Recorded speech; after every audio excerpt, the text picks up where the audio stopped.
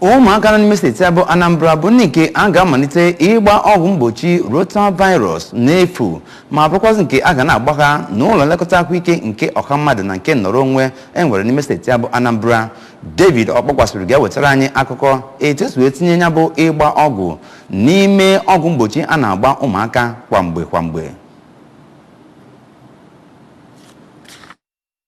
Gbape ịtụ ya bụ ọgwụ mgbochi ROTAVIRUS n'ụlọ ọgwụ opekata mpe ahụike nke dị n'Enugu Agidi n'okpuru ọchịchị njikọ ọka ka gọvanọ Chukwuma Soludo nọrọ kwue na ya bụ ọgwụ mgbochi a na-agba megide ROTAVIRUS bụ nke dị oke mkpa iji belata ọnwụ ụmụaka na-anwụ site n'ọrịa afọ ọsịsa ma bụkwa nke na-ewetakarịchasị ọnwụ n'ebe ụmụaka nọ. Gọvanọ Soludo bụ onye nọchiri anya na mmemme ahụ bụ kọmishọna na-ahụ maka ahụike bụ dọkịta Afamobidike nọrọ kpọọ oku ka ndị isi obodo na ndị isi ụka nye aka n'ịgwa ndị mmadụ mkpa ọ dị ịgba ya bụ ọgwụ mgbochi ROTAVIRUS ma kwue na ọ nweghịzi ihe mmadụ ga-akọwa ga-abụ ihe kpatara na agbaghị nwatakịrị ya bụ ọgwụ mgbochi megide ọrịa ROTAVIRUS bụ nke gọọmenti steeti a na ndị na-akwado ha jikọtagoro aka ọnụ iji hụ na a na-emezi ya na-enweghị ọnụ ọbụla na Anambra steeti. N'okwu nke ya ka onye nnukwu odeakwụkwọ nke ụlọ ọrụ na-ahụ maka ụlọ ọgwụ opekata mpe na Anambra steeti bụ nke a kpọrọ Anambra State Primary Health Care Development Agency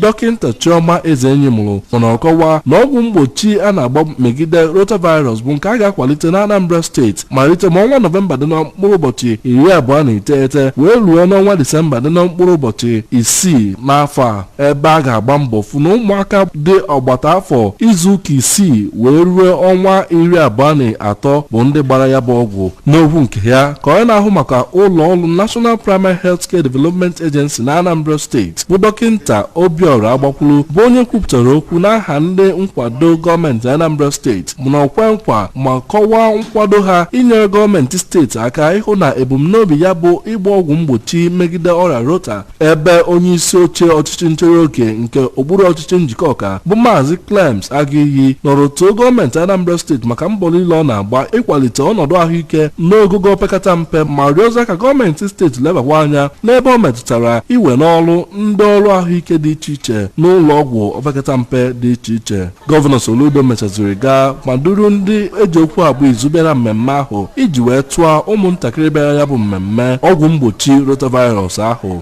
Ya bụ mmemme bụ nke dọtara ndị eji okwu agba izu n'obodo Enugu Agidi nakwa n'okpuru ọchịchị njikọ ọka bụ onye du ha wee bịa bụ Igwe Mike Okeke-Uche bụ eze ọdịnala nke Enugu Agidi, ndị ichie ya nakwa onye isi ọchịchị obodo Enugu Agidi bụ Pharmacist Victor Okeke.